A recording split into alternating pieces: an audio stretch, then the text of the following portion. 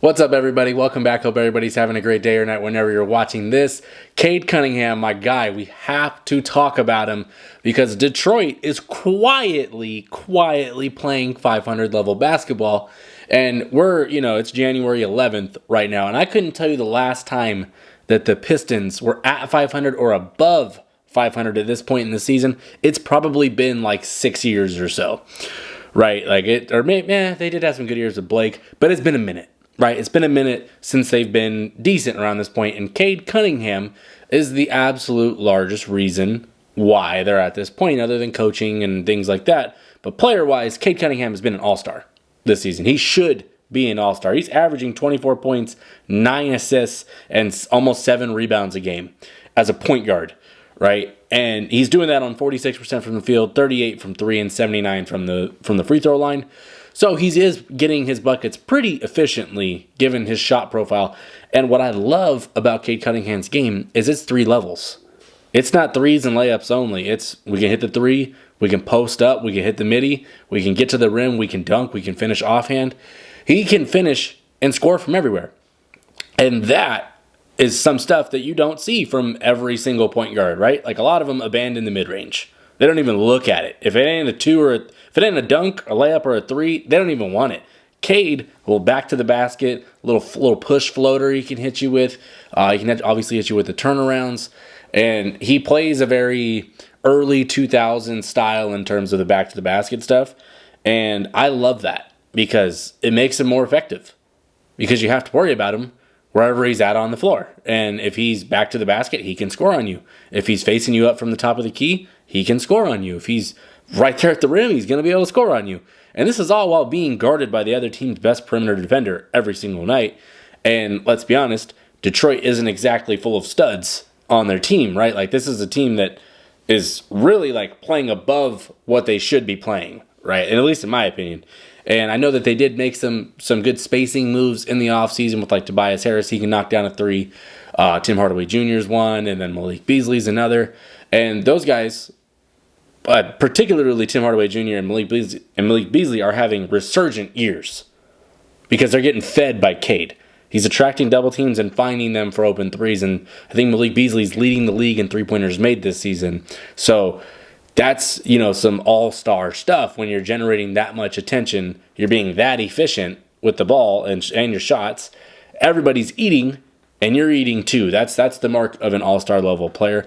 And really, from the point guard position, there's only like maybe 2 guys in the East that you could argue above Cade for this season, in my opinion. That'd be Brunson and Trey. And that's just saying an argument. I think Cade's he's definitely been 2 or 3. It's between him and Trey, I think. I think Brunson is just the top dog in the East at this point right now. But Cade is doing some stuff that no other point guard out there is. And it deserves a lot of credit and some recognition because, let's be honest, the Pistons do not get recognition. The NBA does a terrible job marketing them, and granted, they've been bad the last few years, but you have a guy like Cade who plays at each level, and it's easy to like his game. He plays very fluid. He's not a foul baiter. Doesn't do things like that. He can finish with a powerful dunk if he wants to. Use both hands. Very, very entertaining player to watch. And I feel like that's one thing. I'm going to tangent real quick here. The NBA does a trash job marketing its top picks.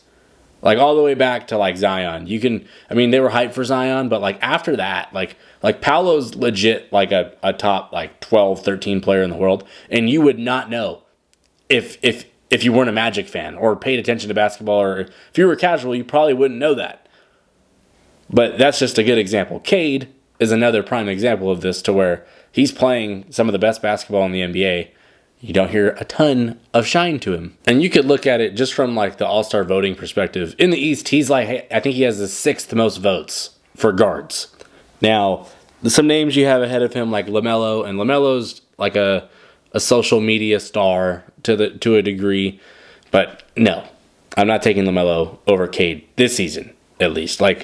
Situations matter, of course, but Cade is playing. I think he's playing better. He's not doesn't chuck as much, and it's more aesthetically pleasing for me to watch than just somebody that's threes and layups only. Donovan Mitchell, been amazing. Best player on the best team in the East right now. Makes sense. We have Damian Lillard, who I do not think Damian Lillard has been better than Cade this year. I think he's been really good. and deserves recognition, but no, I don't agree with that one. Jalen Brunson, who I said, Brunson's been a freaking killer for a long time. Another guy that plays all three levels of the floor, and I like watching him when he's particularly not, trying to merge into traffic and slam on the brakes on players. That's the only thing that I kind of get with, but a lot of players do it. Trae Young, who I said is fair. And then Tyrese Maxey's actually ahead of him. And Maxey's missed a lot more games than Cade has. And Maxey's been good, but Philly has been a mess lately. And it's not Maxey's fault, I don't believe. But Cade, you have a team that is pushing up the rankings, led by their star player, isn't full of drama and completely screwing everything up. It makes sense that he should be higher on these lists. I think Cade is playing probably top 4 in the East from guard play. Is how I would look at it. That's counting the 2 guards. So I think he's a little bit underrated at this point, because how many guys are doing 24-9 and damn near 7 as a point guard while actually playing defense? Because a lot of those guys I just named don't play no defense. I'm sorry, LaMelo Ball does not play defense. He's not doing that. I'm sorry. Donovan Mitchell will play some defense here and there. Dame, not playing defense. Dame is not. He's undersized guard. He ain't going to play defense. Brunson will try on defense, but it's the same thing. Maxey is an energetic bug who I think competes on defense, but I don't think he's as good because it's just a size disadvantage. We know Trae Young don't play defense, let's be honest. So it's got to account for something here. I'm not trying to trash these guys ahead of him, but to be 7th on this voting list with Jordan Poole right behind you is disgusting. I think Pistons fans, y'all got to do better and get your guy in the game, because you're the 8 seed. When pretty much going in, everybody would have said you're like a 12 or a 13. And Cade is playing some of his best basketball of his career highs in pretty much across the board, right? Points, rebounds, assists, all that good stuff. But even from the advanced stats, if you're one of those guys that likes that stuff, his best effective field goal percentage, his highest true shooting percentage, his highest usage rate, so he's got the ball more. And then with that, his best assist to turnover ratio. So more ball in my hands more. I'm creating more for my teammates. I'm creating more for myself. And I'm not turning it over as high of a rate as I was prior. So, along with his highest offensive rating of his career. So, we got to give the dude some love. He's got to get in that All-Star game. And if he doesn't, I think that's a travesty, because there's not many guards in the East playing better than Cade right now. And I just like the way he plays. He plays pace very well. He's very methodical. And if he gets pushed over for other guys that, there are some dudes on here that should not make it over him, that's going to be sad. Because we're watching a guy play his best ball of his career, lead a team that wasn't supposed to be very good, into the playoff picture. Granted, I know the East is weaker, but into the playoff picture, to say the least. And he's playing better than pretty much 98% of the guards in the East, 99% of the guards in the East. So get the man into the All-Star game. I think he belongs there. At halftime right now against the Raptors, he has 12 points and 10 assists on 10 shots. 12 and 10 on 10 shots is a great game if that was a final box score. But at halftime, that's what he has. I think he does have 5 turnovers, and I did see him miss a left-handed dunk right before the half ended, so it would have been nice to see that go down. But regardless, he's playing good. The team's in the mix. And Cade Cunningham deserves to be an All-Star. Let me know in the comments if you agree or disagree. If you have somebody, 2 other guys you think that have been better than him, let me know. Happy to have that conversation, and I'm curious for people's viewpoints.